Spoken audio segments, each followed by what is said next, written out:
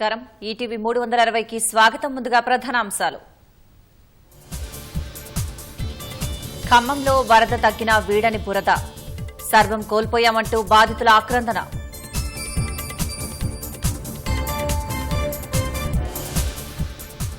మహబూబాబాద్ జిల్లాలో railway track పునరుద్దరణ, మధ్యాహ్నం నుంచి నడవనున్న ప్రయాణికుల రైలు.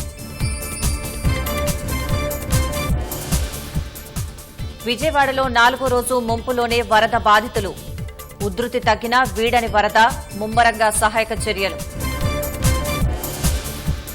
వర్షాలతో సింగరేణిలోకి భారీగా చేరిన వరద నీరు, నిలిచిన బొగ్గు ఉత్పత్తి, మోటార్లతో నీరు తోడేస్తున్న అధికారులు. వరద బాధితులకు బీఆర్ఎస్ ఎమ్మెల్యే ఎంపీల నెల జీతం విరాళం, ఇరు రాష్ట్రాలకు ప్రభాస్ 2 కోట్లు, చిరంజీవి ₹1 కోటి సాయం.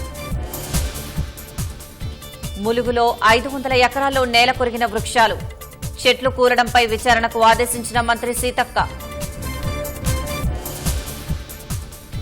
హైడ్రా పేరుతో వసూలకు పాల్పడితే కఠిన చర్యలు తప్పవు, సామాజిక కార్యకర్తల ముసుగులో బెదిరిస్తున్నారన్న రంగనాథ్.